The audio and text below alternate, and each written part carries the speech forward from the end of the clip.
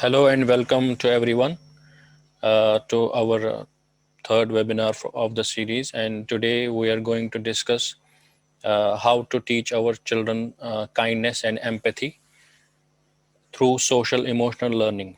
Well, I know a bit about social emotional learning, but I am myself today very curious about how the session is going to unfold because we have seen in the past two webinars that Dr. Snehal Deshpande has shared a lot of information with us and it has enlightened us a lot. And today we are going to be joined by uh, Ms. Savita, who is a heartfulness trainer. So both of them are going to combine uh, amalgam of knowledge which is going to help us and help us do how to work with our children to teach them two most important things, that is empathy and kindness. Nowadays we see that a lot of research is happening and people say most of the research scientists, psychologists say that the one of the fundamental aspects of success is kindness and empathy. How good are you with the people, and how able are you to deal with different kinds of people in your life, whether it's your personal life or your professional life.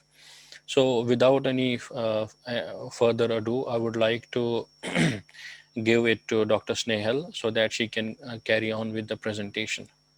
Dr. Snehal, are you there? Yes, I'm there. Okay, Very okay. much there. Thank you. Can I start? Please, please, please. Yeah. So, good afternoon, friends. Good morning, friends. Rather, it is good afternoon for us, and I think it's mid morning for all of you. Uh, I think we have walked the journey for the last three webinars, and this is the last of the series. I hope this is the first season, and we look forward for more such webinars because it's wonderful to share knowledge with everyone. So, the first of the webinars which we had was on self regulation, which is a very, very important topic for parents, for teachers, and also for our little ones. So, self regulation was all about how do I connect with my inner self and how do I connect with everyone else so that I can be a part of a typical part of the entire scenario and what self regulation means. So, this was the first webinar, and the second one which we had was on neural plasticity, that is, change your mind to change your life. So, having walked the journey of these two webinars, the third one we decided was we were contemplating whether it should be play or whether it should be empathy. And the most important thing which I felt in the current scenario of COVID and the pandemic is that we need our little ones who are at home and who are within the binds of their house, not seeing anyone outside, to actually learn to share. It's a very, as human beings, we are all meant to share, we are meant to be human. But why are we losing that fundamental value, which is sharing? And why do we have to come to this level that we have to teach and discuss about how to share? So that's what, again, as Salim really spoke, that psychologists are finding a big shift which is happening nowadays. And it is important for us to understand how I can deal or how I can empathize with the person who comes to me, not only with his problems, but with his situations. Empathy is not only about sharing problems or caring for the person when he is in problem. If you want to be a people's person and if you want to take care of anyone who is coming near you, or you want to be a human, you have to have empathy. You have to generate that empathy from within. So, having said that, I'll just share a small video to depict what is sharing. So, please see this video with great attention because we are going to discuss this when the neurology comes into picture, when the neurosciences of sharing comes into picture. Sorry, escape.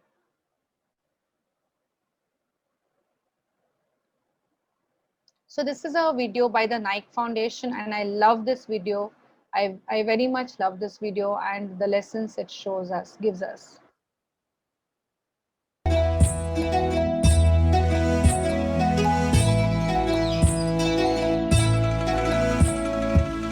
ફેરફાદુડી મારું ફળિયું જ રે ખટમાં દુરું મારું ફળિયું જ રે પગમાં ડૂત્યા મારું ફળિયું જ રે risk level, what happens? He finds a note of 50 rupees, $50, as you call it, whatever in your currency. He finds a note. And the moment he finds the note, his eyes lit up, just like any adult would do it. He also starts fantasizing.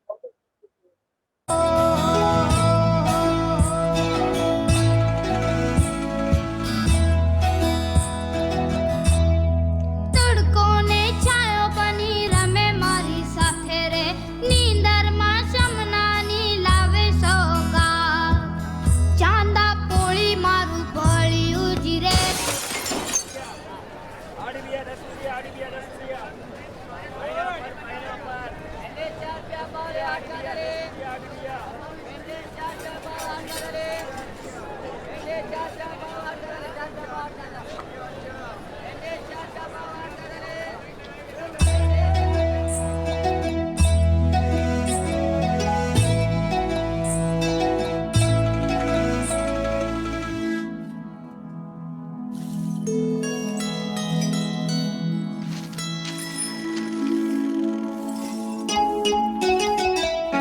ચાંદા પોળી મારું ભળ્યું જીરે ઘીમાં બોળી મારું ભળ્યું જીરે ખટમાં દૂરું મારું ભળ્યું જીરે ફેરફદુડી મારું ભળ્યું જીરે ના ના ના ના ના ના ના ના ના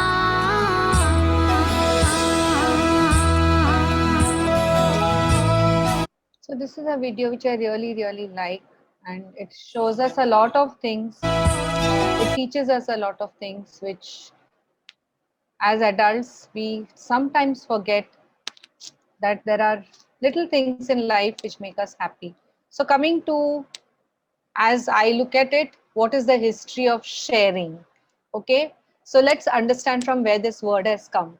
It has come in 16th century. So the root of the word, the history of the word sharing is the Old English skiero, which referred to the groin, where the trunk of the body divides it into two legs. Okay, the part where our body divides itself into two legs. That is from where it has come.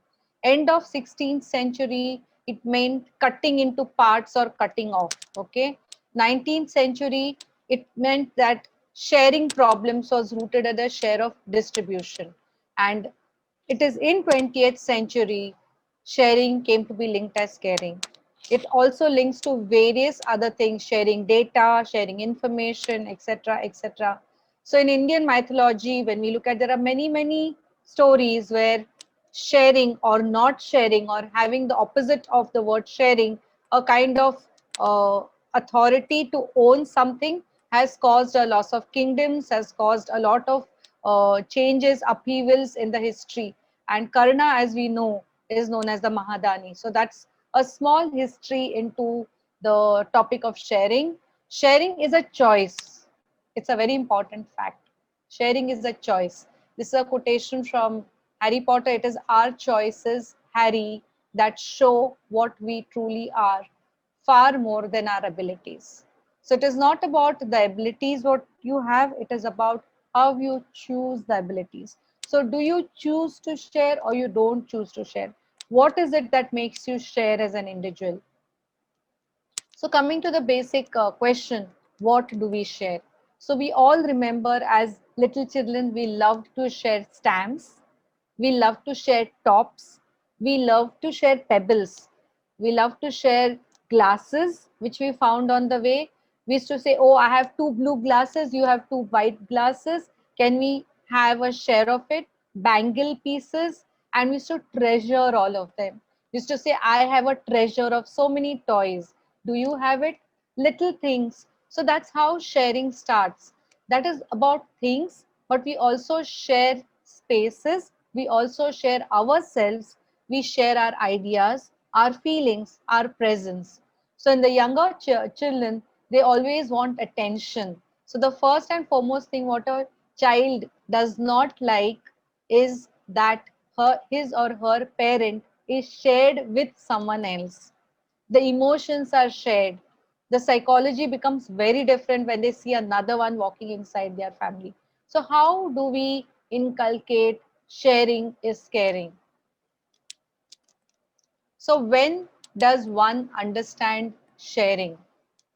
Yesterday or day before yesterday, it is very surprising. Okay, I also, since I'm a developmental therapist and I do look at atypical children, I also look at typical children.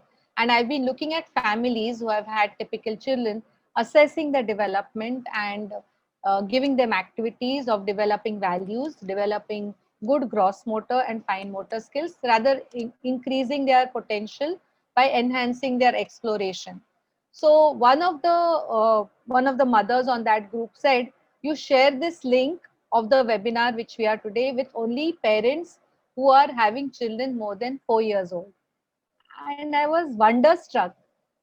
Do we go to the battlefield and then learn how to fight? Do we go to the hospital and then learn how to treat the patient? Or does the learning process begin much, much more or much before? I think it begins, let's see when it begins. So what would happen? This is exactly the scenario. You can see the mother and the child here. You can see a healthy relationship going on here and here as well. So giving a pencil, giving something which is very precious to you, which belongs to you, can a child do it? They don't. They want to keep it for themselves. So we have to tell them, or rather inculcate into them. And when does this start?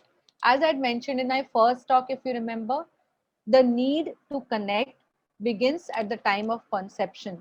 If the cells did not divide, if the cells did not multiply, and if the cells don't give each other, how could we exist as humans?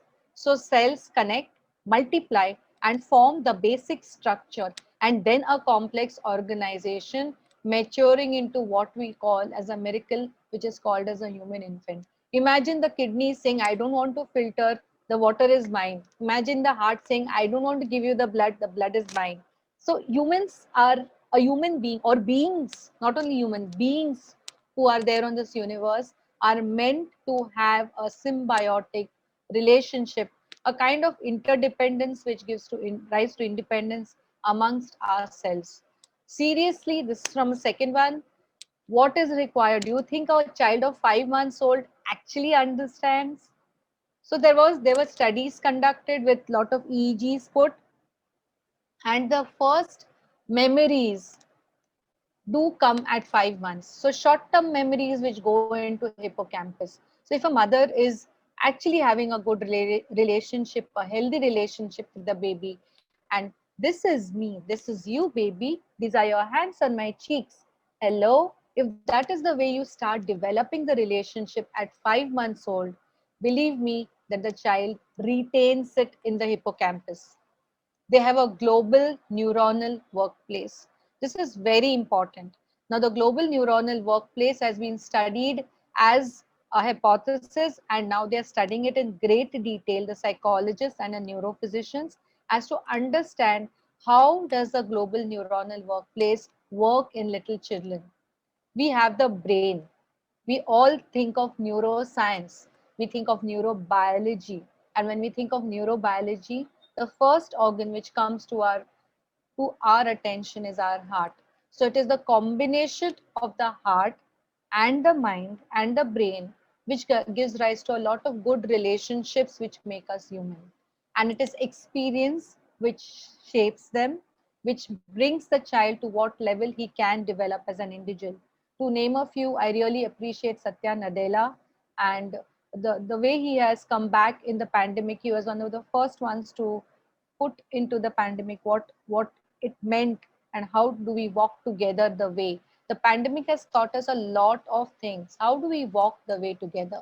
So positive experiences always meet our needs for safety, satisfaction, and connection.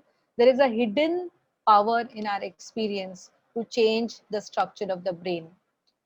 All the kids, more than what is learned, as I had mentioned, would definitely want to learn life skills. How do I manage my time? How do I organize myself? Decision making. What is my social responsibility? What is my environmental responsibility? How do I connect? How do I communicate? How do I sleep? And how do I develop my friends? So, coming to the most important topic, which we think today is developing at 3 to 4 years of age, can your baby feel or imagine another person's emotions? Is your toddler capable of showing sympathy for others? Some people think that kids do not develop these abilities until the age of 3, but that isn't true. If you see a child and you look at the baby and smile at the baby smiles back at you. That is a give and take of a relationship which is happening. So these are the sensory developmental milestones which every educator, every therapist, anyone who's involved in the care of children, parents, teachers, educators should be aware of the sensory development and the emotional development in a child. The tactile system or the system of touch, which is the most important organ in our body, from up to down and from in to out, your stomach, your viscera, your muscles, everything is covered by a layer of skin, and that is the first organ to develop. And that is the most important organ which comes into our relationships, which comes into a feeling of safety. Maybe in another day we can talk about this. The second system is the olfactory system or the system of smell. The third system is the system of taste. Fourth is the auditory. Fifth is the vestibular, and then is the visual system.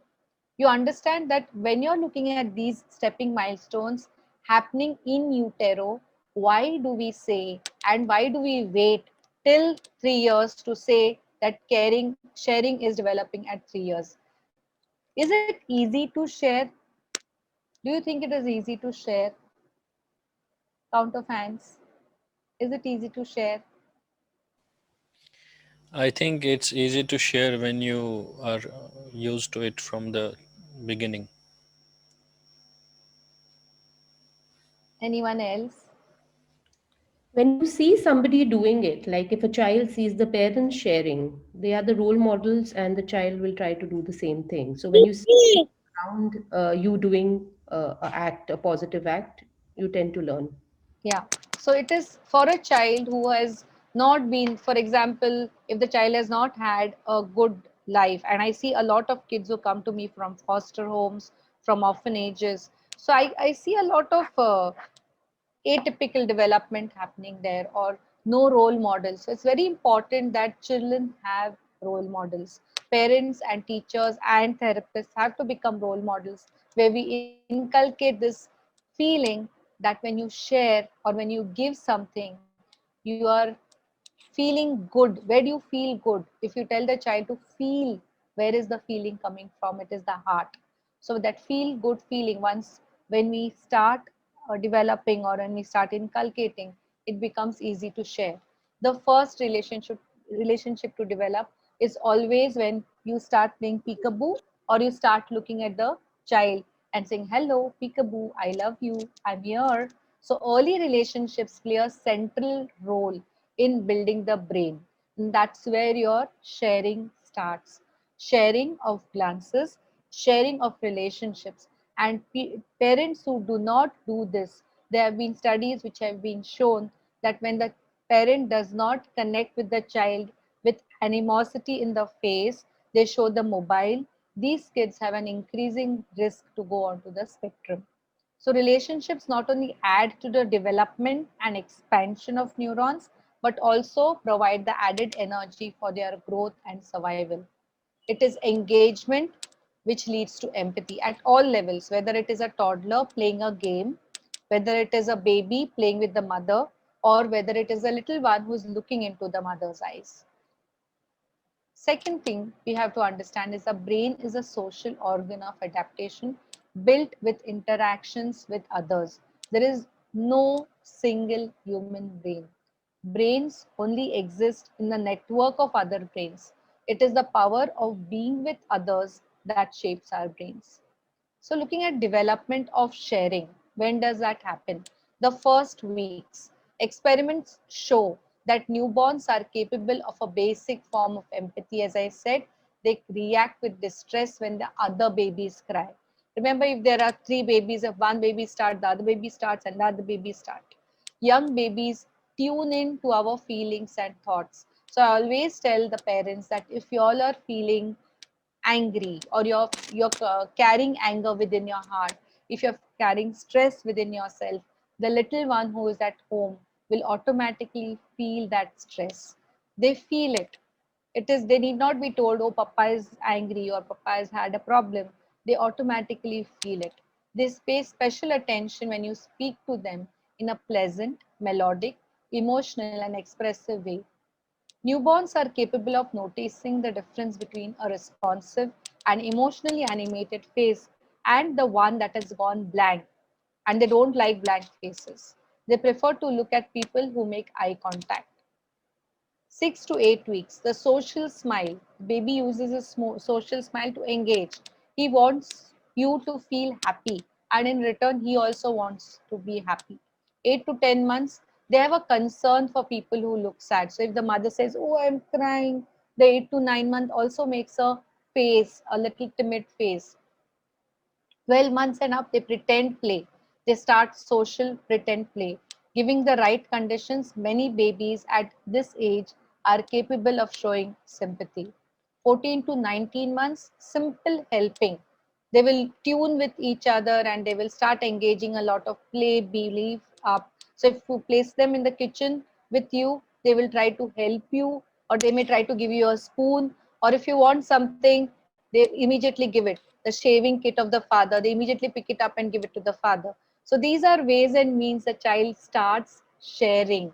He starts to show, oh, I'm caring, I'm there for you. And 24 to 36 months, there is much a deeper understanding whenever the child requires attention and you don't give him. Suppose at this time there is another one which walks in. So children who are trained well will take care of the little one who comes into the house.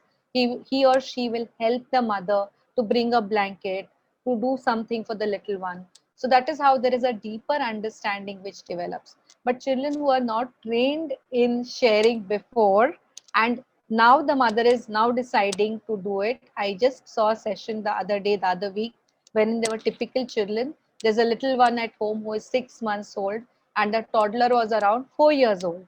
So this one was with me, and the parents were talking to me. The other one got his wooden peg and he hurled it on the little one. Why? Because the attention of all three of us were on the little one. And these are typical children. All the other times this boy was normal. And these are normal behaviors, typical behaviors you see in the children. By the age of 3, many children are beginning to understand turn taking and sharing. For example, if your preschooler understand that sharing is equally fair thing to do, they might not want to share if it involves giving up something. They also may be impatient to wait for their turn. If you see them on the gardens, in the gardens, on the swings, on the slides, waiting there for a turn is sometimes difficult for these children. So there's a study which was done in 3 to 4 years old, where they were introduced to a puppet dog and they were told that the dog was sad. So one of the groups was told, give him a sticker to feel him better. The second group was told, either you give the dog a sticker or put the sticker in the trash. But this, and the third group was given a choice, costly choice. They could give either the sticker to the dog to make it happy or keep it for themselves. Kids of this age love stickers, so giving up a sticker is comes at a personal cost. That's why it's a costly choice. So in all conditions, there was a tendency for the children to give the sticker to the dog. Even the children who had to make a costly choice between keeping the sticker or giving it away, they tended to give it away. So children adopted a mindset of sharing where even when they had to make a difficult choice. This comes from Psychology Today, that's a journal. Looking at sharing in school age children, they're more likely to take sharing, more likely to share, take turns, give books, share notes. They become more patient, more tolerant, and they're keen to do the right things because they want to form relationships. So this is the brain. All of us are interested into studying from where does it come and why does it come. So these are the critical periods of development. Newborn, 1 month, 9 month, 2 years, and then by 7 years or so, somewhere they start coming into that adult, but they're not completely adult. And if you see that the peer social skills develop at this age, at the age of 3, they are starting developing and they phase out. So these are the various graphs in which the brain develops and how it develops. So at a basic level, cultivating kindness towards ourselves and towards others helps us to develop, number one, the capacity for kindness, that is empathy, love, that is affection for each other, feeling for others' distress, and the ability to understand the beliefs and ideologies and intentions of people. Empathy and compassion have three levels of processing. Now, if you remember that video in which you saw the boy, the first thing what he did, he saw the note. Then the eyes lit up. It was like any other person feeling that. And that's where the initial assessment was done. Okay, that was registered. Oh, I have a note, and this is a note I'm going to use. I'm going to do so many things. There was an affective simulation which happened. Then he saw, he went, he traveled where he had to go to the fair, and he saw something happening. And there was an affective simulation. He could feel what that grandmother was feeling, what that old lady was feeling. And then he used his cognitive component to understand what he could do is use that 50 rupees to go and buy another 6 glasses for her. So that is how your neurosciences work, coming right from your initial assessment, the amygdala, which is the area which we say which detects your threat, which detects your feelings, everything, going on to the inferior frontal lobe, the inferior parietal cortex, going on to your affective simulation, which is the anterior insular cortex, which is the center of human empathy, whereas other areas in the brain are not. So it is the insula which gives you the empathy, and the last, that is the frontoparietal and the temporal region and the prefrontal cortex, help you to make the cognitive component to make your decision. So compassion, like love, activates the system of reward and a positive effect. So all your happy hormones start coming into picture. That is the neuroscience of kindness. This is again article which is presented. It is a UNESCO.org article. Research in field of contemplative neuroscience has shown that kindness and related competencies can be trained and result in both functional and structural neural plasticity. So this, I think, Mrs. Savita Vaidya will do. I will just tell you that whenever you're looking at how to make the child feel, you should always help the child notice. Always we register first. Then comes your sensory systems which come into play. All your sensory systems, right from your eyes to your nose to your mouth. You could see that little boy expressing it, right? So registration leads up, comes up to taking in information. After the information is taken, there is a relationship of that information with what has happened in the past, and then you make a comparative study. Kya hua hai wo time, what has happened that time. You filter the information that happens with the reticular activating system, and then you make a choice. Now that is an adaptive response. Okay, so now the child decides what I have to do. So how do we teach the children gratitude? A simple way is one, by making them feel, making them use creative things, and then making it in a form of activity. That's exactly what Savita has done. She has made it fun for the children. So find something that makes you happy, something to give someone else to make them smile. Find one thing that you love to smell. Find one thing you enjoy looking at. Find something that's your favorite color. Find something that you're thankful for nature. And find something that you can use to make a gift for someone else. So making it fun, making it interesting is always very essential. There are psychological benefits, physical benefits, and social benefits. You become a better person, your thoughts, your emotions stabilize, your connectivities increase, and definitely you become one of the society and one for the society. It generates a lot of optimism, selflessness, spirituality, empathy, and self esteem, which in turn gives true happiness. When your brain and gratitude are linked, or rather your serotonin and dopamine secretes when you function naturally, it is all about being natural finally. So when you start doing this on a regular basis, one act a day of sharing and caring, automatically the dopamine and serotonin secretes, they make you happy. So suppose in the morning when you decide in the morning I'm going to do something good, a feeling of sharing, automatically you will feel happy. So let's start happy mornings. Let's decide that we need to start happy mornings. Now in Canada, there was a study done by the mindfulness people. They decided that there was a rise in autism.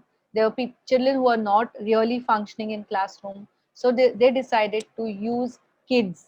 They decided to use babies to create empathy. So they actually take babies to the classroom to build caring, peaceful, and civil societies. The vision is to change the world child by child. The leaders of tomorrow are sitting in the classrooms of today, and they need imagination and empathy to be able to identify and solve the society's problems. Empathy is a foundation to help children navigate relationships, form connections, and be inclusive of others. So, children do have empathy and they can change the world. So, you can see these little children brought to the classroom. All of us understand if a baby walks in front of us, all of us look at the baby and we are so happy to be there. So sharing starts from when you're a little baby, not when you're 3 to 4 years old. Why is sharing important? Children need to learn to share so that they can make and keep friends, play, take turns, negotiate, and cope up with disappointment. It also teaches them about compromise and fairness. They learn that if we give a little to others, we get some of what we want to also.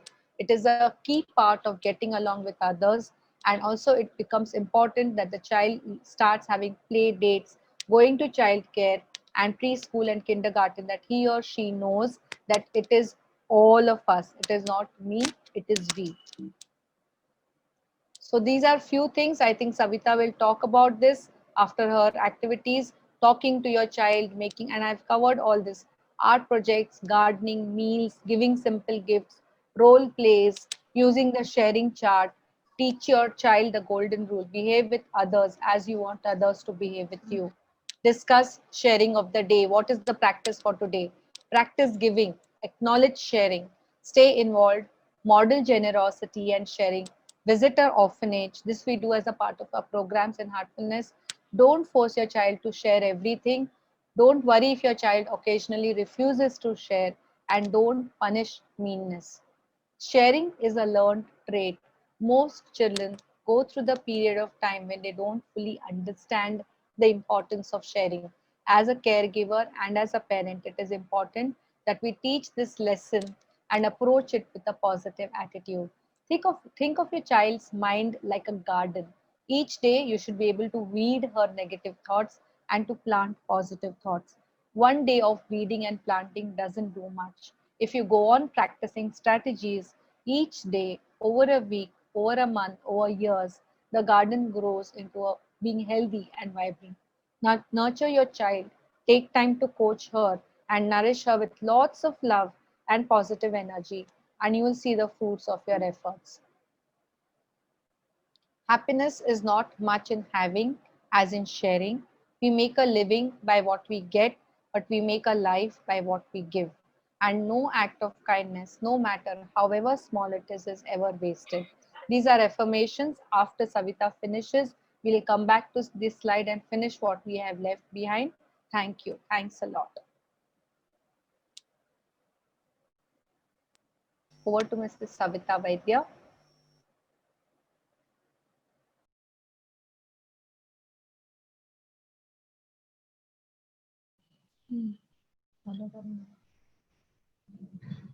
Hello, Garima ma'am. I am Very, Prachi. Hi. very good afternoon, everybody. Salim ji, am I able to share? I can share my screen. Yes, you can share, please. Okay.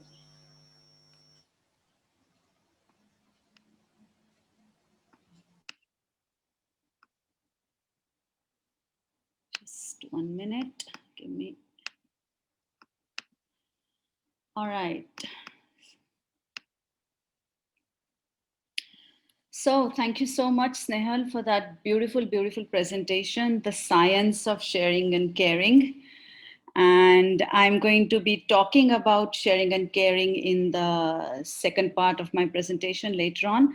But I would basically like to touch upon a subject that is today at the crux of education and at the crux of parenting. So a teacher and parent partnership is something. The teachers are doing their bit. It's time that the parents also got into the ring and started that teacher-parent partnership. So we are going to be discussing today social and emotional learning at home. So something that I came up with, this is a quotation that I came up with when I was putting this presentation together. And what that quotation said was, we need every child to be ready to take on whatever the world brings to their doorstep tomorrow. And this, I believe, would be a wish of every parent and every educator out there. And there was one principal who said, let our children take the world by storm. So all well and good. Who doesn't want our children to do that? So it's all about how parents and teachers can make the most of social and emotional learning and its strategies that will enable our children to actually get there, to handle whatever the world brings on their doorstep, and for our children to take the world by storm. So we talked to some parents and asked them a couple of questions. And what we discovered is that most parents, what is it that most parents want for their children? And this is what most of these parents came up with. So every parent wants their child to be healthy internally and externally. So we're talking of self-awareness. Every parent wants their child to be able to manage themselves and their emotions. So to manage stress, to be able to manage conflict, should such a situation handle conflict, should such a situation arise in their lives. We would want every parent to, every parent wants their social level and level of understanding for their kids. So we're talking of empathy, understanding, and acceptance, points that Snehal has detailed very much in her presentation today. And relationship skills, most important, because the world around us today, it's all about relationships. And it is communication with others that form the basis of this relationship. What we see a lot nowadays is a child starts crying and the mother puts some device in front of the child to stop it from crying, something that shows cartoons, something that shows music. Instead of a mother saying, okay, why is my child crying, let me take a moment to find out, let me comfort him or let me comfort her. And that is not happening. Devices are happening, and you see kids with their devices all the time today, and with spending so much time on their devices rather than spending time outside in forming relationships, in bonding with people, in playing and in having fun. When these kids grow up, they're not able to deal with and manage themselves. When they are in a crowd, when they go to school, when they are in college, when they go into employment and have jobs, their relationship skills let them down. And it all starts in that home space and what the parents model for them. Relationships is communicating with others, whether the others are other children, your parents, your teachers, or adults anywhere in your life, adults coming into your life at any point of time. And communication and relationships is also about sharing feelings. So a lot of emphasis that is happening in the course of this on sharing and on caring. And finally, making responsible decisions. That is so very important for, the ability to be able to take responsible decisions, to be able to choose, and to be able to not just choose, but choose right. So these are, all these wants that parents have expressed. These are the 5 competencies of social and emotional learning. And I'll be showing that exactly how these competencies model or look like in the next slide. But this is all fine. So how do we do it? What is the direction that we take to be able to ensure that our children develop in this mode develop like this. One of the first things that really forms the basis of this level of development for our kids is a positive climate and a safe environment at home, because it is this that sets the tone for learning for our kids. It's very important, as Snehal has mentioned, for children to have role models.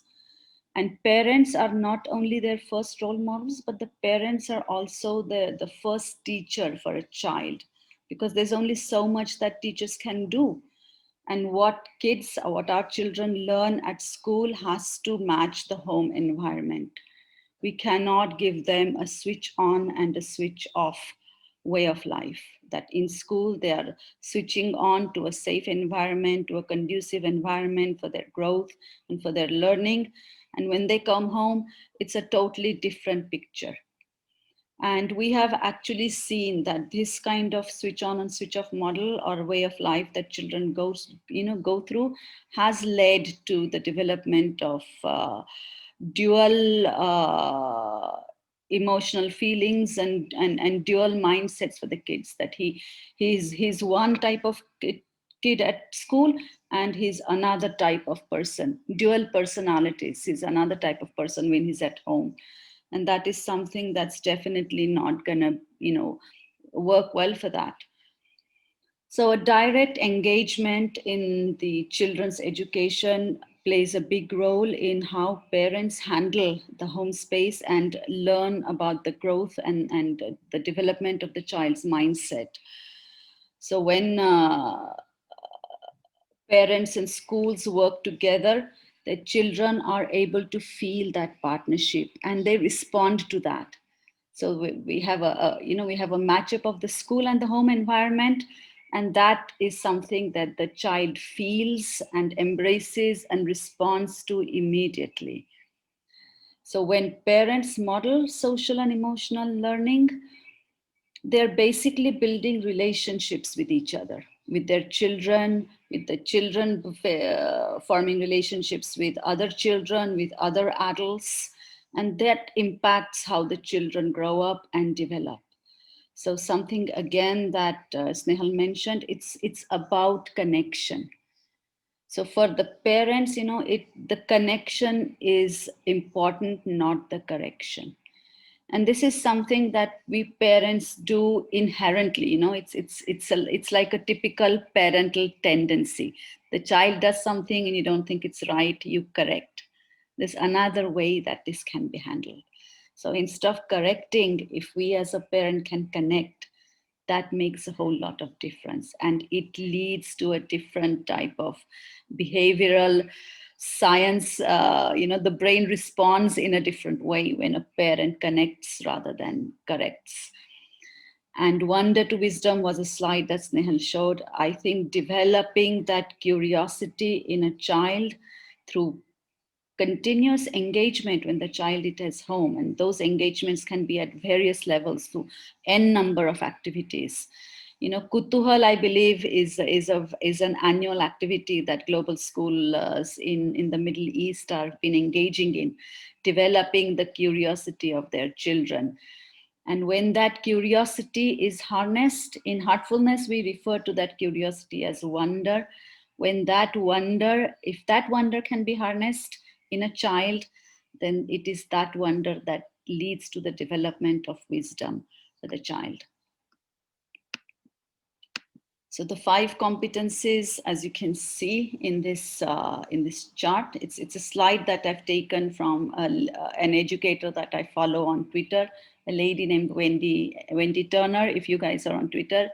So the 5 competencies we are looking at is self-awareness, that internal and external balance we talked about in the previous slide, the self-management, managing emotions, managing conflict, social awareness, the need to understand others, the need to accept differences, others' differences, whether it's color, caste, creed, age, whether it's how poor or how rich you are, accepting a person for what they are, rather than looking at the differences. That is social awareness. Relationship skills, we've talked at length in the previous slide on the importance of communication and the importance of building relations, and responsible decision making. This is what comprises the social and emotional learning or social and emotional intelligence. And very important for these 5 competencies to be developed through a parent and child engagement within the home space. So supporting SEL at home, what are some of the things that can be done? Some examples of giving of activities that I'm sure many of you are already doing. So when your child comes home from school in the evening and you're at home, do we ask our children? And it's a simple thing. Ask them, how was your day, beta? How did it go? What did you do? How did that feel? Asking him to share or her to share their feelings and then sharing yours in return. Really? Okay, I came home from work early and this is the reason I came home and this is making me feel good, blah, blah, blah, blah, blah. So a lot of sharing and caring is done in those first couple of moments, which supports the environment that your child has already come, that your child has come home from, bringing with him from school. And I say this with a lot of confidence in our educators, because I know that schools and educators are giving a huge focus on social and emotional learning today. Teaching our children to manage their emotions. Stress is something that is impacting even the youngest of children. The pressure, peer pressure, performance pressures, play pressures, hell of a lot of pressures that kids are going through it from a very young age. So being able to manage those pressures, manage that stress, whether it's disappointment, anger, failure is something I think that kids really, parents and educators alike need to ensure that our children are able to manage failure. It's a big, big thing today, big issue today, that child fails or not does as well as he or she is expected. And there can be a whole range of emotions that they feel and that they express. If they express, they can be handled, but there are so many children that are not able to express and they keep them hidden inside. That eats away at them, which has a very, very negative impact as the kids grow up into adults. Engaging children with stories is a beautiful way of creating that social awareness, getting them into the shoes of the characters that they are listening, hearing about, or that they are reading for themselves. That creates a big, big level of social awareness in the kids. Relationship skills, something we've already talked about. So when you're trying to communicate and you're trying to establish relationships with your children at various levels, it's so important to discuss the situation with the child, understand what he or she is understanding from that situation, rather than offer advice, which again is something that parents inherently do. I won't say it's their fault, because it's the way that they have grown up as children, pass it down from generation to generation. But today's era is different, today's needs are different for children, and our children are going through a lot of tensions in the world outside. Let us not load them with tensions inside the schools and inside the homes, but rather show them, not teach them, show them how these situations can be handled. Engage them, take suggestions from them rather than advising them. And this is where that communication and relationship skill building plays a major, major role. Talking to your children about consequences of certain situations. They can be normal, everyday situations. It's cold outside. You are wanting your child to wear a coat before going out, and he's saying, no, I don't want a coat. So make him understand the impact or the consequence of not wearing the coat. Discuss with him, okay, you don't want to wear, all right, if you're going to be okay, do you not feel you'll be cold, you'll feel the cold outside. So through these suggestions or sankalpas, you are making your child think, am I taking the right decision? Yes, okay, now what do I do? What is the decision that I need to take? Another situation that happens very, very frequently between friends. Two friends make a plan for something, and then one of them says, no, I want to do something else, and he cancels his plans with his friend. So what is the impact of that on the friendship, for example? So again, a very normal situation, at home situation, but the decision has to be something that that child chooses to make rather than the parent to enforce or advise to do. Sharing and caring. So through this activity, we have been harnessing and leveraging the positive, good energy in all its mind. And through this small activity, it's a 2 to 3 minute activity, which I hope Salim will allow us to do, share together with each other at the end of my presentation. We have seen that it allows understanding, a child to understand, a child to care, to be kind, to emphasize, to develop an attitude of gratitude for what they have, and also to lend that helping hand. Just to share with you, during the pandemic times, the last couple of months, we have seen our children sharing positive, contagious feelings with all the children in the world. And why are they doing that? They're saying because the negativity that has been associated with the pandemic, the infectious part, if you don't wear masks and if you don't maintain social distancing, you're going to get infected with COVID-19 because the people around you are infected. So it was basically to counter the negativity side of COVID. So they have been sharing, and they've been sharing with kids around the world who may be going through painful and difficult times. And we have seen that, a sharing and caring simple activity, how it has led to strengthening of the bond. And we are looking at developing an altruistic mindset where children and parents alike, they are thinking of others, leading to a better self, a higher self, and also betterment of others.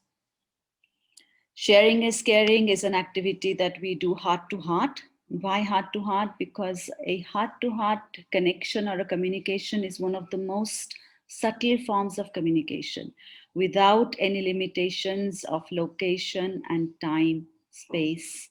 So we have seen that this is working, and we have seen how these children sharing and caring with these other children or people who are less fortunate, need some love, need some compassion, how good that makes them feel.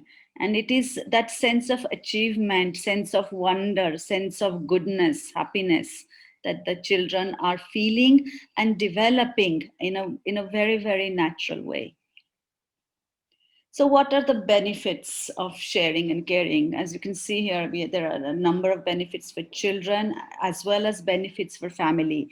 If parents can share and care once a day with their kids, it's a 2-3 minute activity, then there is a tremendous number of benefits for the family.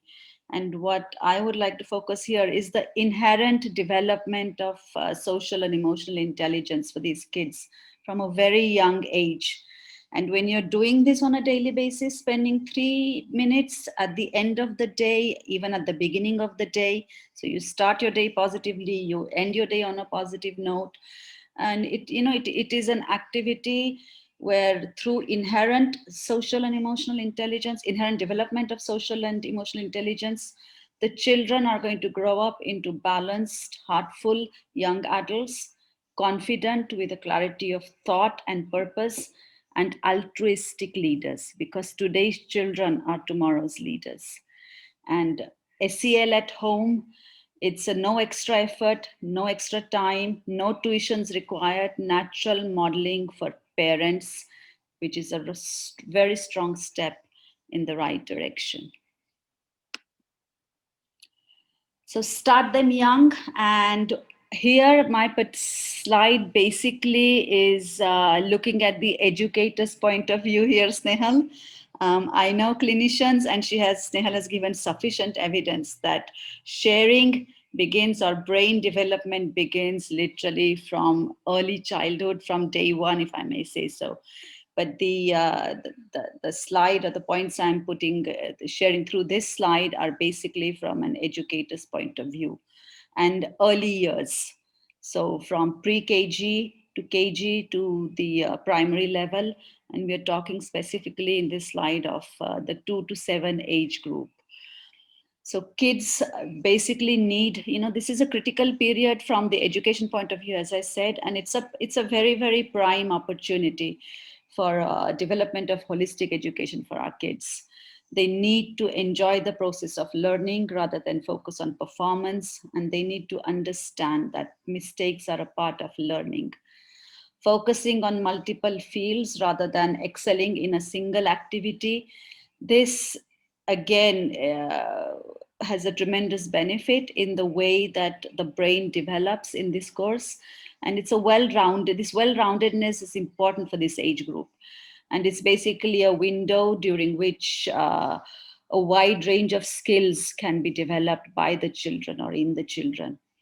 It's also an important period for children to develop interpersonal skills such as kindness, empathy, and teamwork. And the fourth point, and a very, very important point, is let's not treat our young children's education as merely a precursor to real learning, because children's brains, they can uniquely absorb information during this critical phase, and research is suggesting that some skills cannot be learned nearly as well beyond this critical period.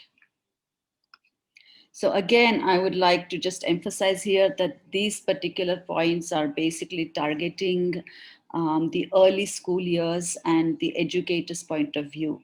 Medically and medical science, as Snehal showed very, very clearly here, sharing and caring or brain development starts from a much, much younger age. A slide that I think is self-explanatory. So let's just keep this in mind and think of it, consciously think of it. And finally, what I would like to share with you is, and this is something that I'm going to be reading out from the slide. In the life of a child, the first mature relationship that child comes across is the mother and father relationship. How adults deal with each other is something that children understand. They sense it, they feel it. It's there in the atmosphere, in the environment around them. And irrespective of whether your behavior is in front of your child or it is behind your children's back, the children do understand. And this is the very first step in the child's development of emotional and social and emotional intelligence. The habits, the feelings, the attitudes, and the tendencies, like fears, temptations, prejudices, and biases that adults express and demonstrate, they impact our children's understanding of this relationship and what they want through a similar relationship in their adult years. So I feel it's very important that we are mindful of the foundation that we are laying for our children and how we model ourselves through our behaviors, both our inner behavior, the way we feel, and the way we externalize those internal feelings, outer behavior, and not only in words, but also in our deeds and in our actions. So something that I would like to end the presentation with is a small thought for you to place in the back of your mind and maybe ruminate on. Who and what would you want your children to emulate as adults?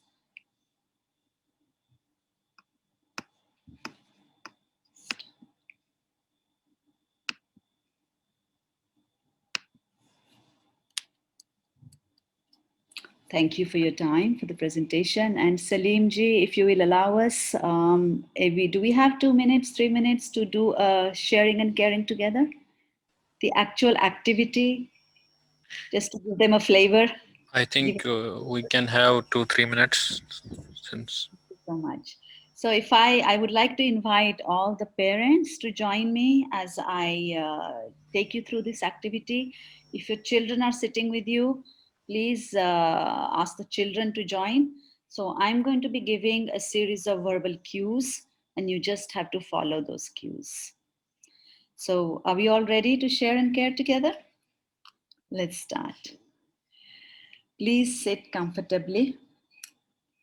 Whatever is a comfortable physical position for you, please sit comfortably and close your eyes softly and gently.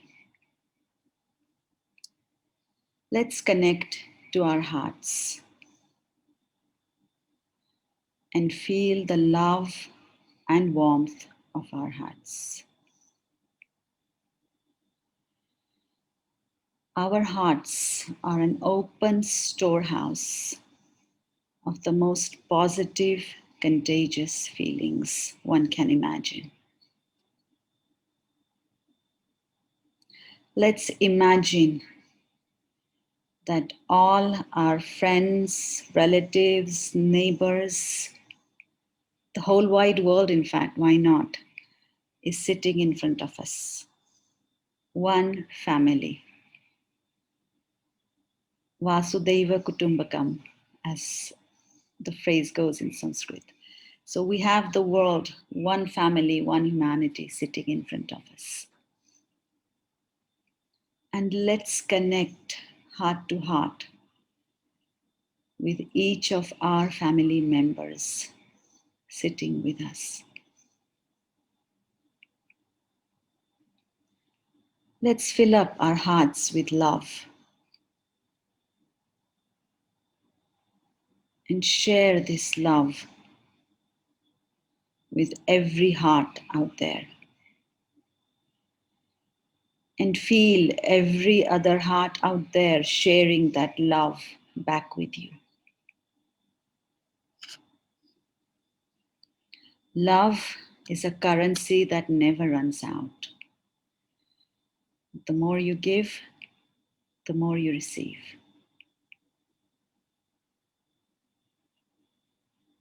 Let's share in abundance this love from our hearts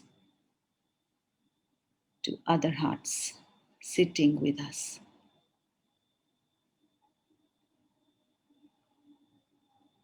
Let's share like this because we care. For another moment or so.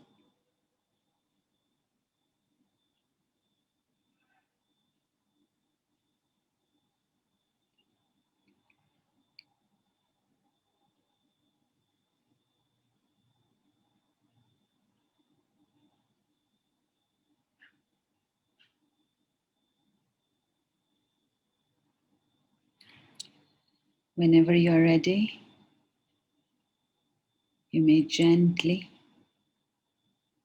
open your eyes.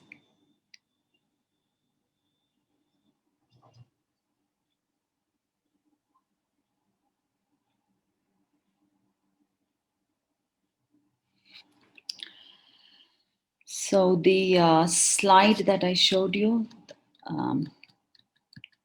this one, Dear World, Let's Share and Care Together. This is actually a 4-page sharing is caring kit that we have prepared. It talks about what the activity is, how to do the activity, the benefits, and some related links on the 4th page. So I'll be sharing this kit with Salim ji. So any parents, educators interested to know more about sharing is caring can ask for this kit from Salim ji.